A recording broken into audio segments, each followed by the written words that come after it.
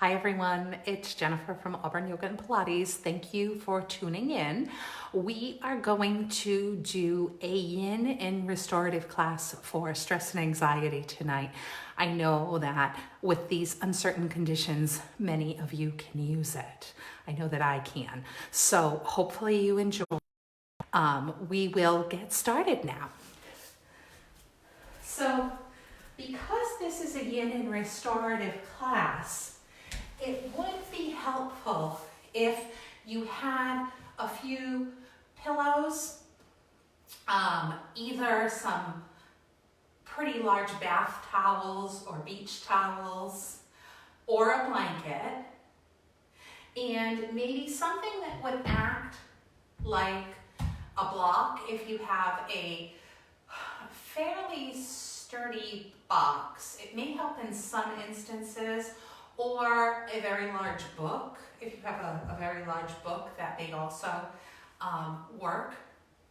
So, on that note, we will get started. And I'm just going to set the timer up beside me so that I can time the poses once we do get going in them. Okay, so we're going to start off with a little 2-minute meditation, so you want to find what feels like a comfortable seat for you.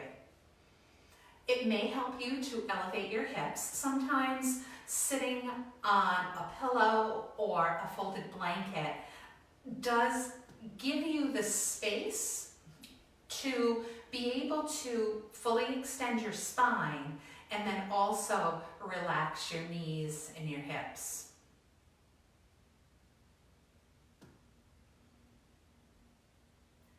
So just take a big exhale, and on that exhale, let your shoulders fall away from your ears. You're not forcing them toward the floor, but again, with these uncertain times, you may be unaware of the tense feeling that you're holding on to in your neck and shoulders.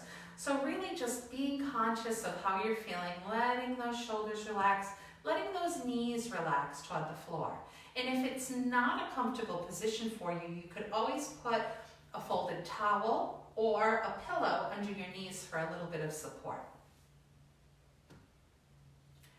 And then really tuning into your breath. I wouldn't be shocked to learn that many of you have inadvertently settled into sort of a shallow, more anxious chest breath without even realizing it.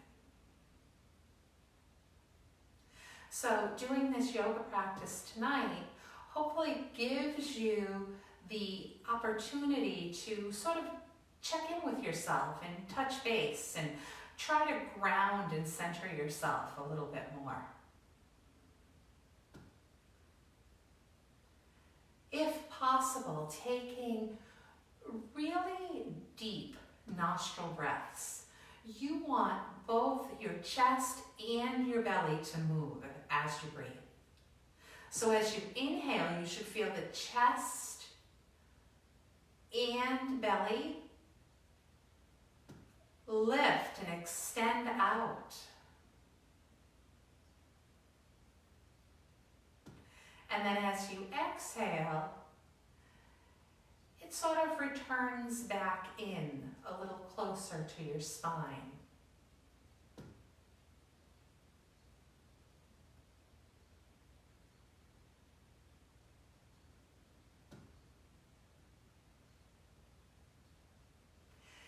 In an attempt to bring peaceful feelings to mind tonight, today we're going to try to think of a place that is very calming and peaceful. So all of us will have a different place. Maybe it's sitting on your favorite beach in the sand. Maybe it's walking in your favorite park.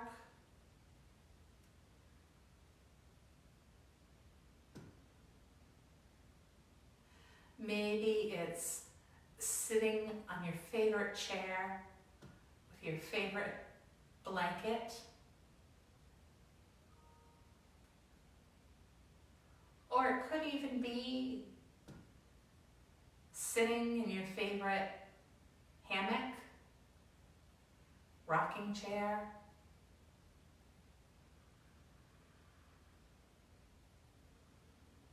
It could be a place that you visit in the present, or it could be a place that brought you that calm and peaceful feeling in the past. Maybe even a place from childhood that you can recall.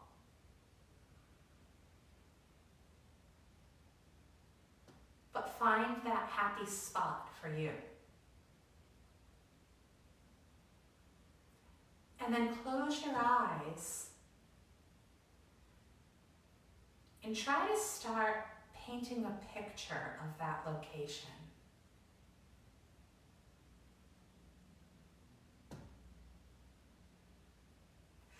Be as detailed as you can.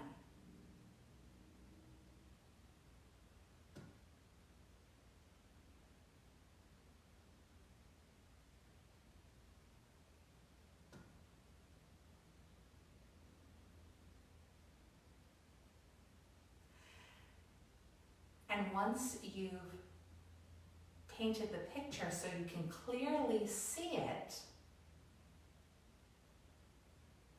try to incorporate some other senses. Maybe smell, maybe sound.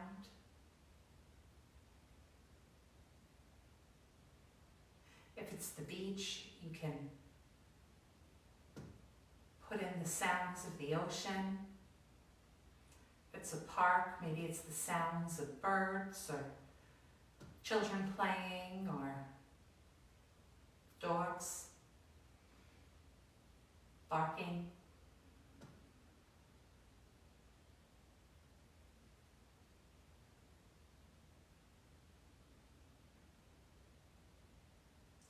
And really just taking this time to take it all in. We'll spend 2 minutes here.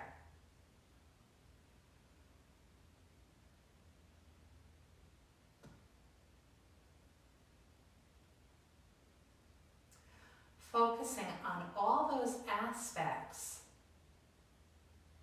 that make this the place where you do feel calm and grounded. We feel centered and balanced.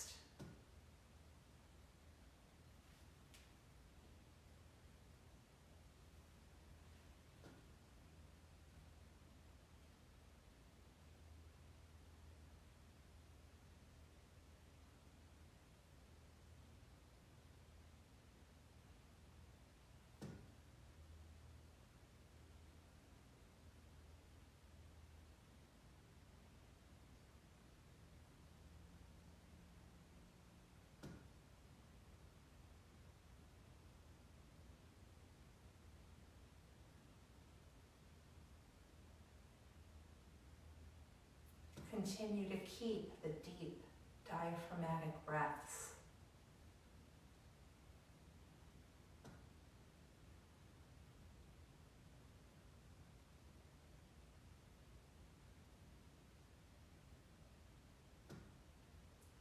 Hopefully noticing how the depth and fluidity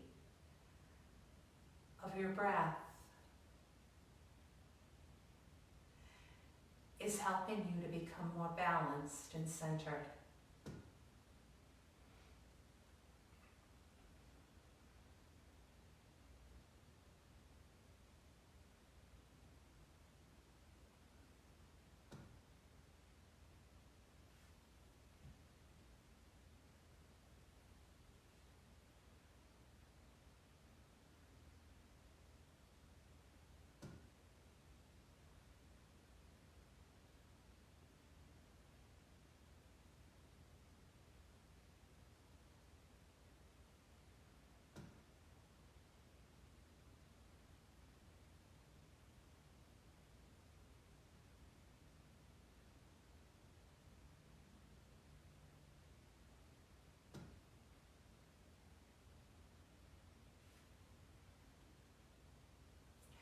and deepening your breath, bringing yourself back into the room. Switching across of your legs and beginning to circle your spine.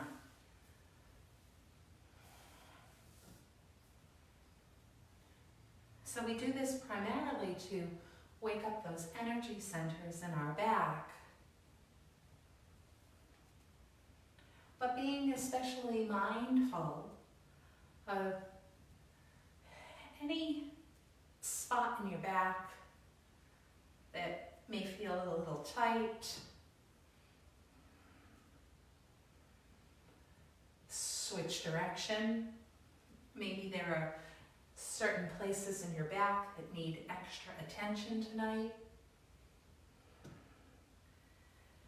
And where are those places? Are those places your lower back, your middle back, your upper back, all three?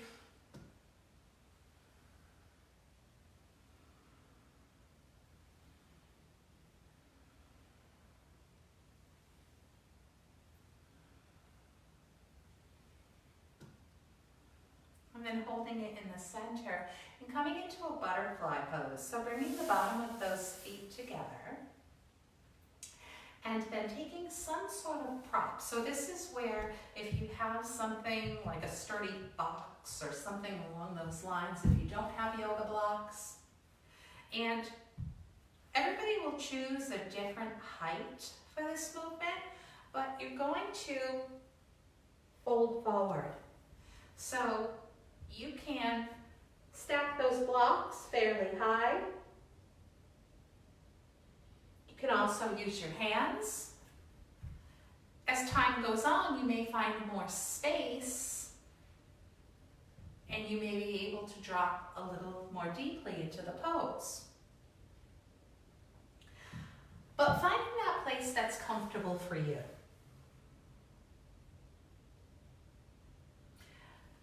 So these yin poses really do allow you to go deep, much more deeply than you probably could in a traditional yoga class where we're holding the poses for, anywhere from 1 breath to maybe 8 breaths. These poses we're holding on average 3 to 5 minutes. You want to feel the depth, but you don't want to feel any discomfort. So if it hurts, definitely please be sure to adjust yourself. Now, you decide how far your feet are from your hips. It'll be a different kind of sensation if you try to draw your feet closer to your hips in comparison to bringing your feet further away from your hips, and then there are all those places in the middle. See if it feels best if you're getting a little bit more stretch in your outer hip and thigh as compared to your inner thigh. And then also, folding forward, you're going to get that stretch through the back of the torso. Now, you don't want to overstretch, you don't want to force it, but you want to allow it. So exhale, try to let go of any unnecessary tension, anything that doesn't need to be there. Release it, send it off into the room, let it dissipate and, float on outside. Try not to carry that with you.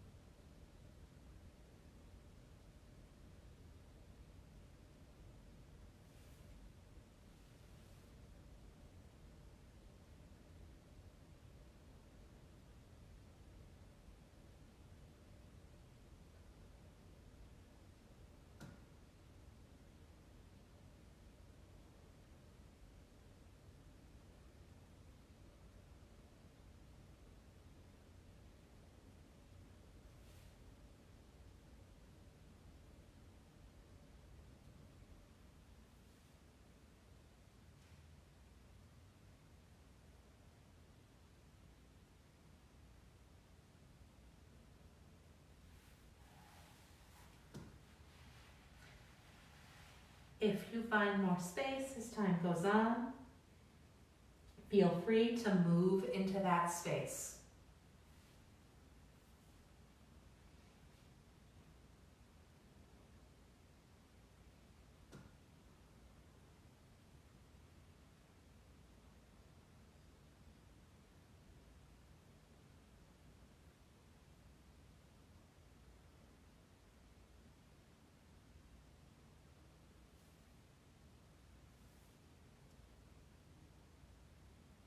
And then slowly lifting up out of the pose.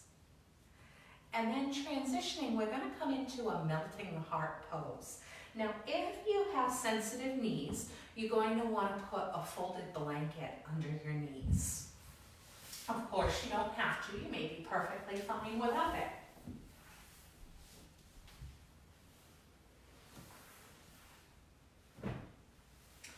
And then you're going to come into an all fours position.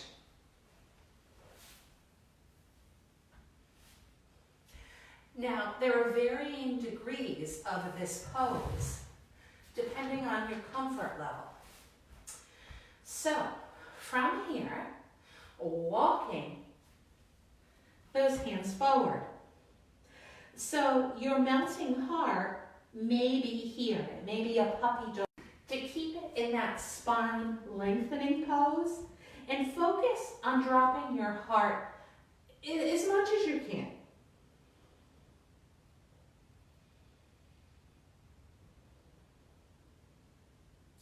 Now, whereas in that first pose, in that butterfly pose, we did spend a little over 3 minutes there. This one we're going to spend a little less time in.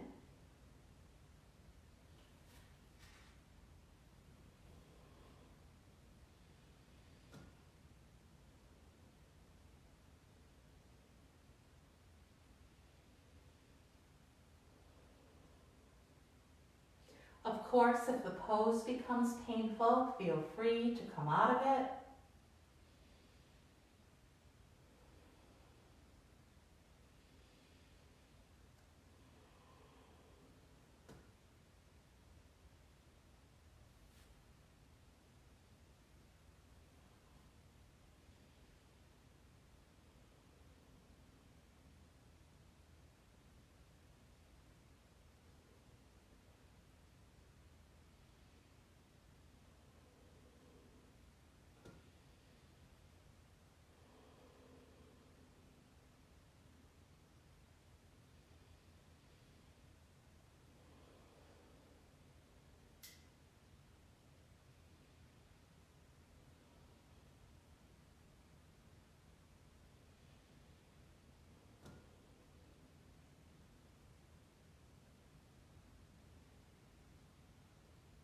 And then walking those hands back in to an all fours position. And then we're going to transition back to a seated position. You can choose to sit on your blanket or not sit on your blanket. For this one, you may want something supportive like the box, a strong box, or books, and then maybe several bed pillows if you don't have a bolster and blocks. Now, depending on your level of flexibility is where you're going to go. Sometimes people can really fold deeply forward and they just need a small lift. More oftentimes, people need something a little bit more dramatic. So you can use those several pillows, maybe with the assistance again of some sort of book or something firm, to prop yourself up to a place where you can comfortably come into that forward fold. So oftentimes in fitness or even in yoga, this is just called a wide leg forward fold.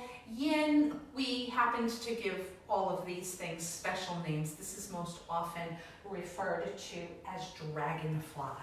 So coming into this dragonfly pose.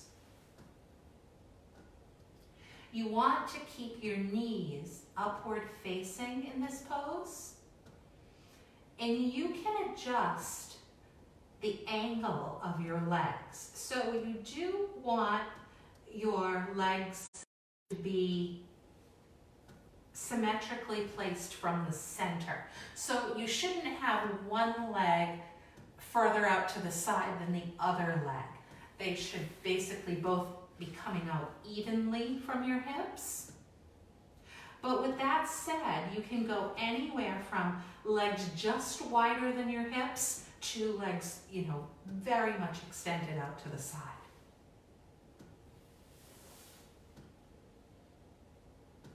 Hopefully in this one, you're finding a deep stretch in those inner thighs and then in that back body.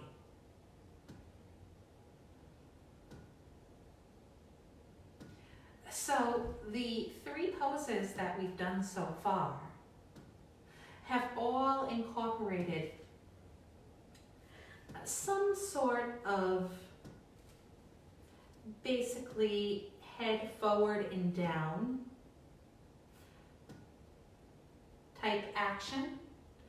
And if you think back to, depending on how old you are, I suppose, if you're anywhere in my age demographic or older, you'll remember that when you were a kid and teachers wanted to calm you down, they would have you rest your head forward on the desk.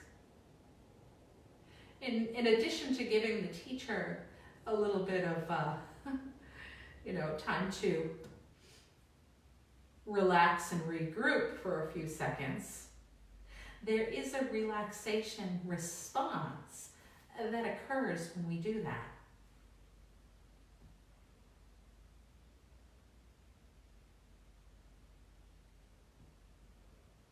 Hence why the poses in this sequence are all especially designed to help calm the central nervous system, to help bring you that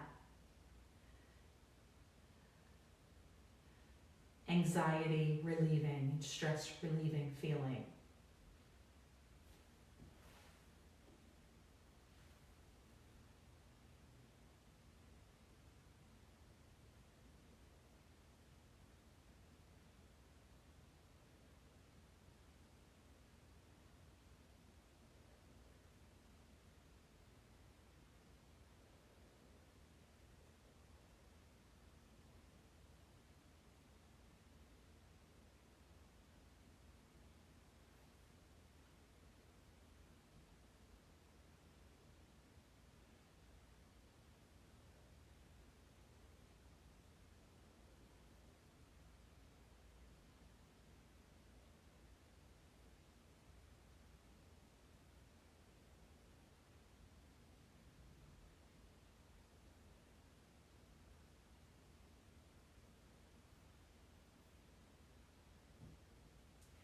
And then ever so slowly coming up out of this pose. Now, coming into a pigeon pose, or sometimes in Indian they call it swan rather than pigeon, but traditionally known as pigeon in yoga. Now, coming into, we did this in the gentle yoga class that I did the other night. So if you did that with me, this will be familiar.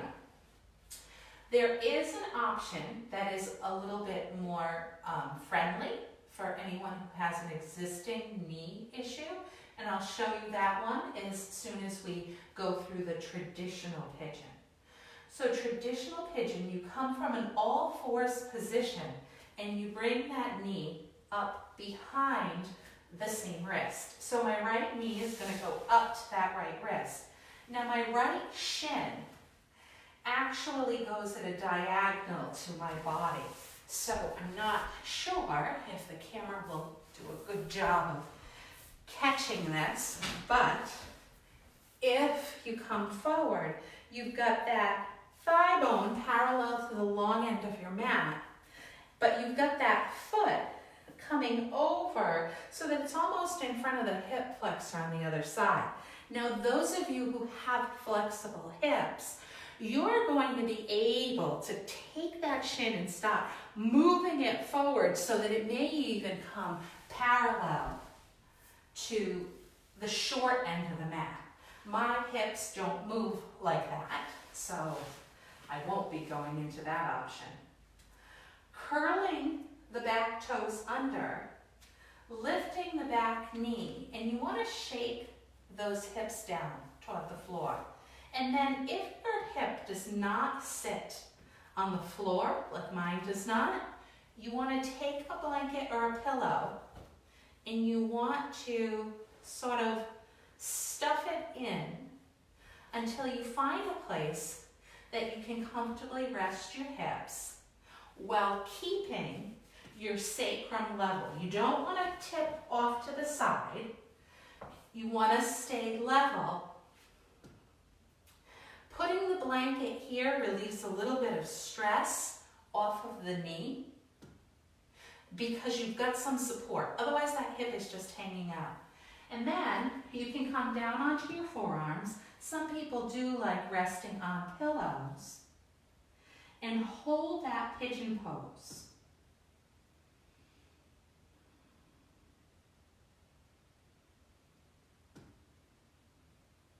So again, if you don't feel an opening in that hip, try moving the shin a little bit further forward.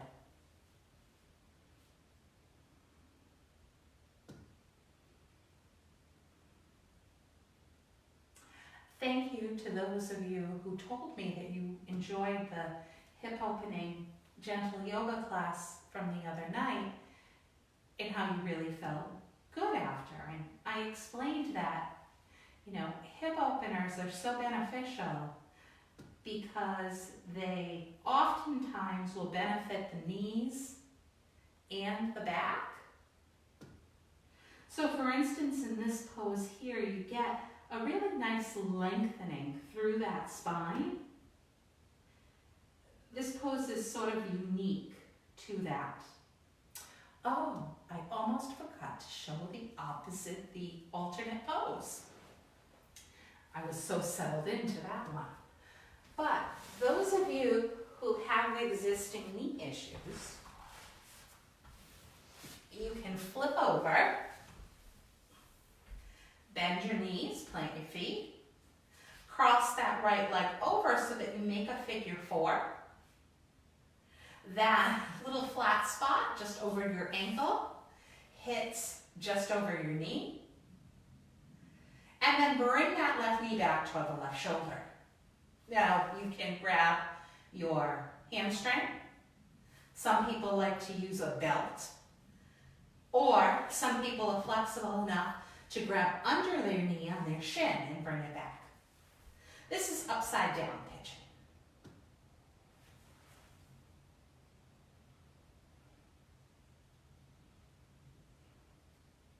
And then, if you're in pigeon or if you're in this pose, slowly coming out of it. So if you're in pigeon, take those hands under your shoulders, lift yourself up, curl your back toe under, and come back into an all fours position. Those of you who are in this upside down pigeon can sort of just shake out those legs. And then moving on to the other side. So this time, taking that left knee forward,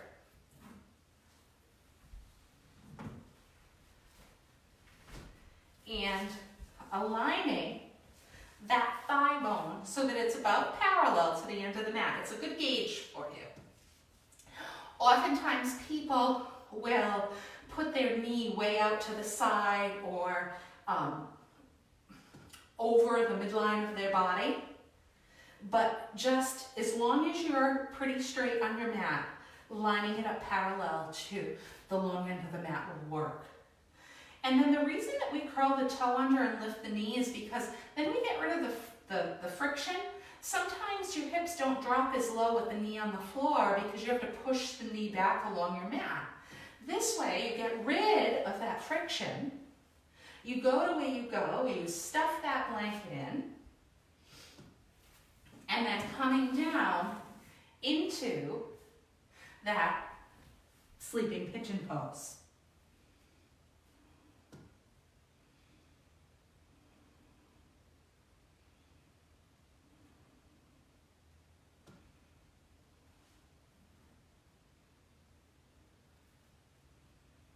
So again, finding each side is different.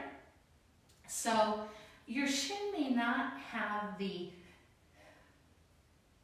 exact same shape or placement as you did on the other side. And that's okay. And it's very common that, people have maybe an issue with one knee, they have an existing issue, so they'll do one side traditional and one side upside down. If you do that, you just want to make sure that you're getting a deep hip stretch on both sides. You don't want to cheat one side.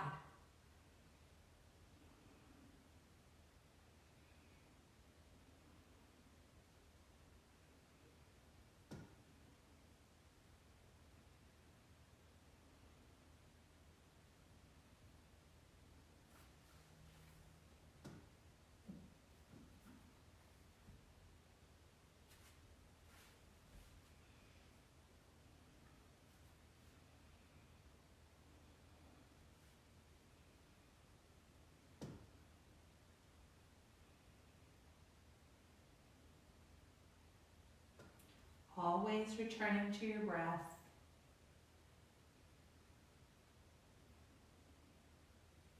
It's part of yoga means union, and it is the union of your body and your mind.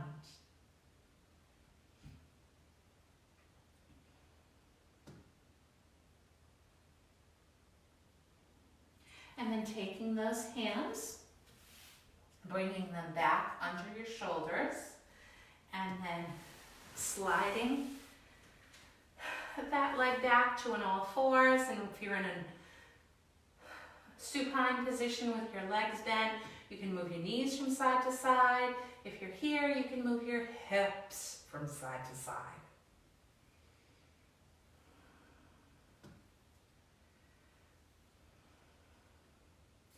And then flipping yourself around.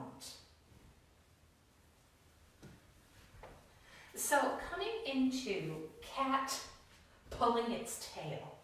So this is for all you cat lovers out there. So coming down into a supine position with those legs bent. And then, now there's different variations of this pose. I'm going to say take that right foot toward the left knee. And then take those arms either into goalposts or straight out to the side for now. It's up to you. Keep the back of the shoulders down. Don't let the back of the shoulders lift. Walk your left foot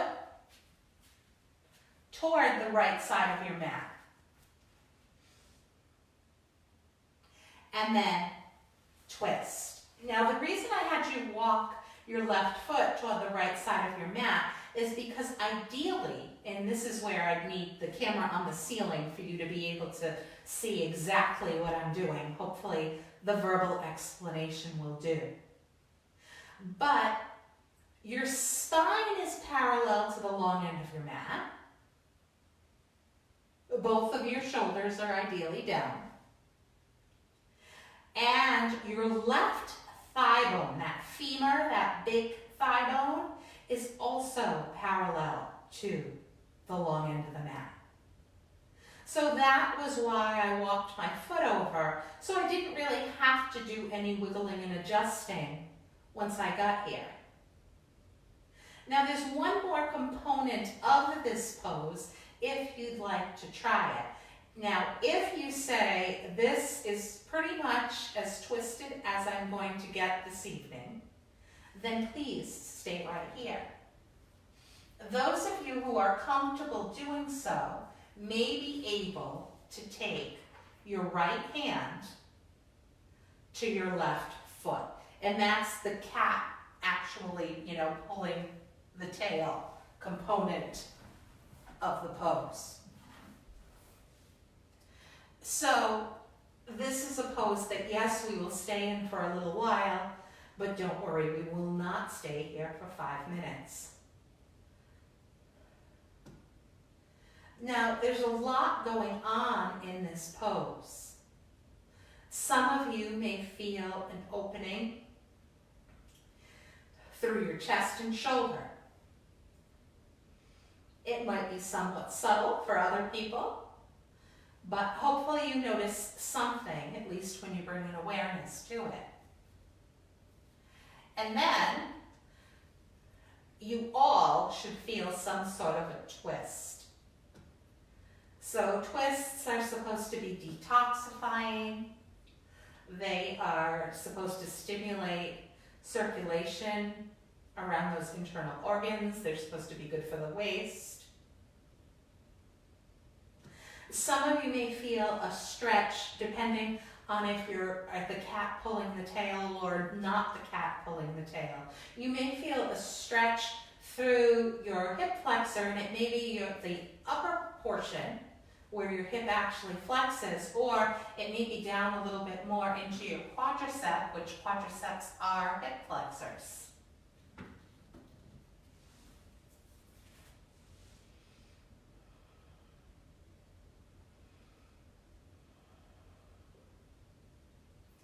So again, if the pulling the tail does not feel suitable, just stay in that small twist. You're getting the benefit of the chest and shoulder opening and of the twist.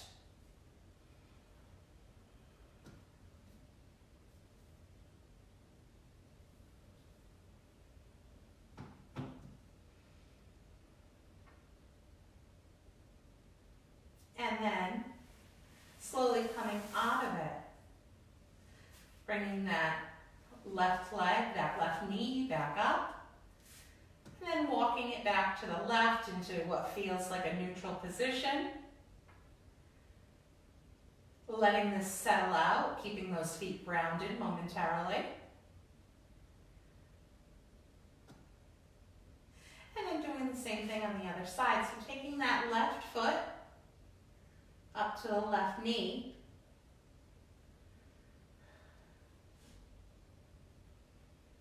and then taking that right foot and walking it to the left.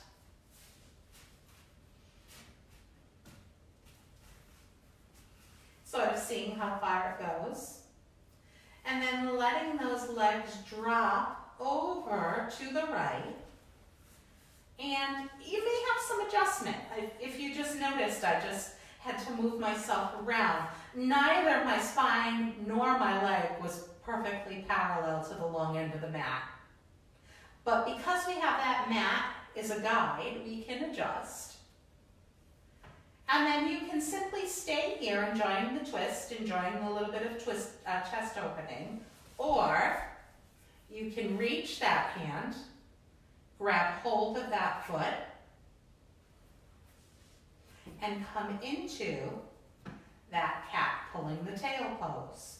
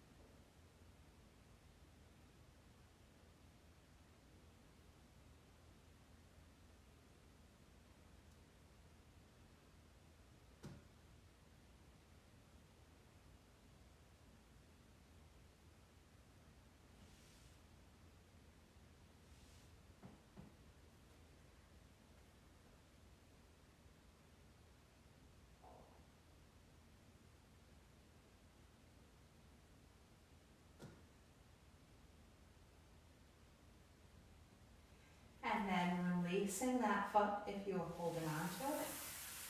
And bringing those legs back to the center, bringing those hips back.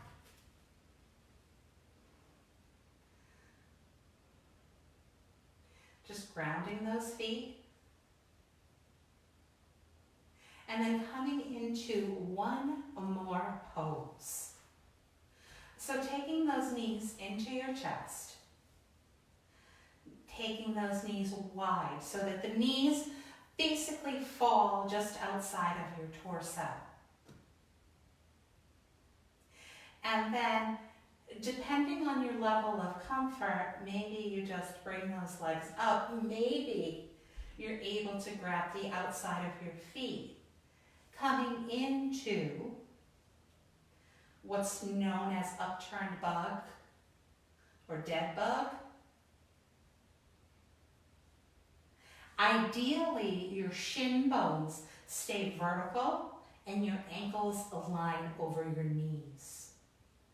You're drawing your knees toward the floor, although as you can see, for most people they stay very far away from the floor.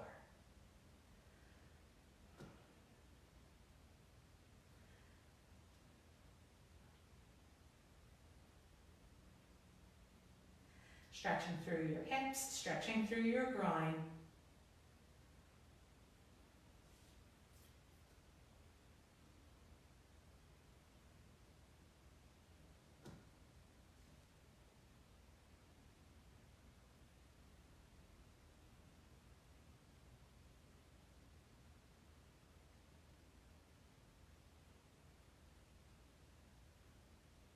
Sometimes if your feet feel a little too far away, you could always put a pillow or a folded blanket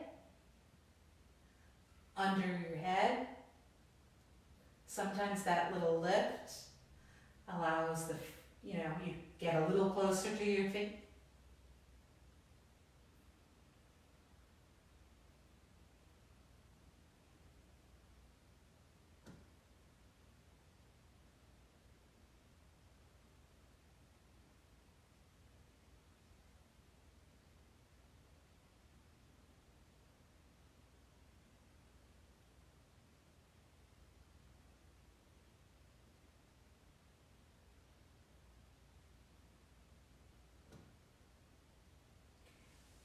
Release, bending those legs, planting those feet, and bringing yourself into a place for final relaxation.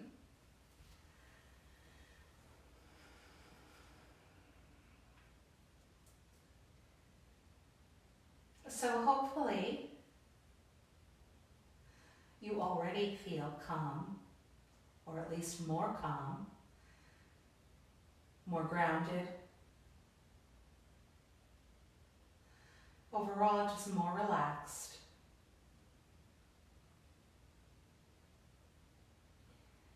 But basically trying to deepen or at least continue that feeling here in final relaxation. Letting your arms fall by your side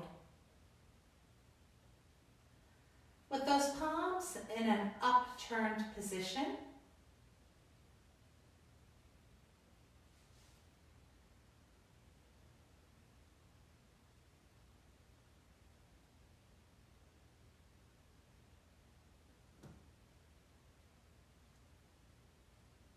And allowing gravity to really take over your body.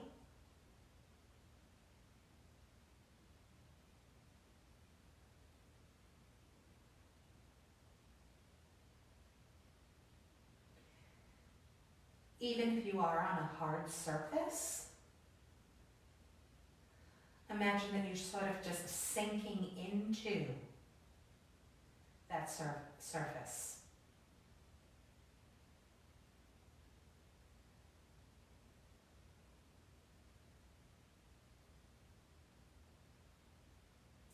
Relaxing your legs.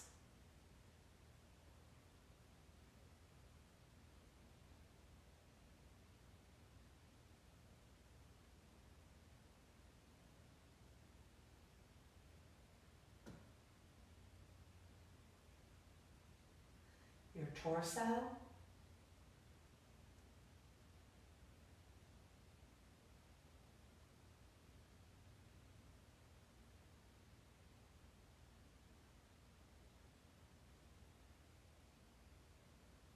Your arms.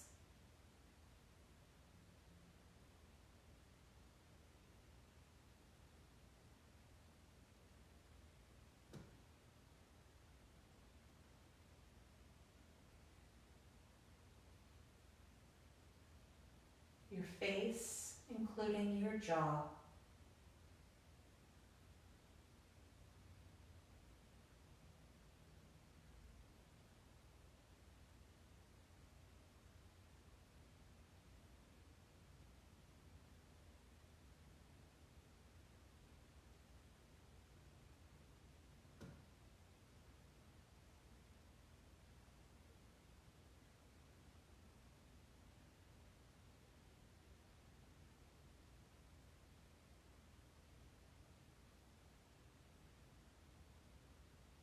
And then deepening your breath, bringing yourself back into the room. Again, bending those legs, grounding those feet. Eventually rolling to one side and then lifting up into a seated position.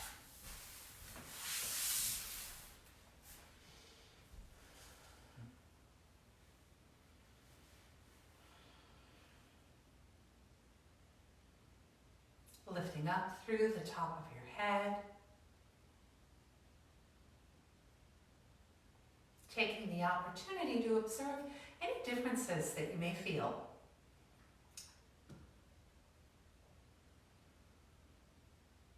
Hopefully they are positive differences.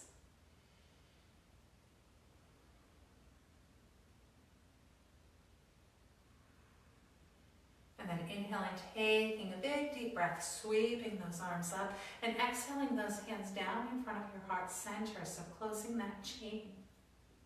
Making that connection, gently pressing those hands into each other.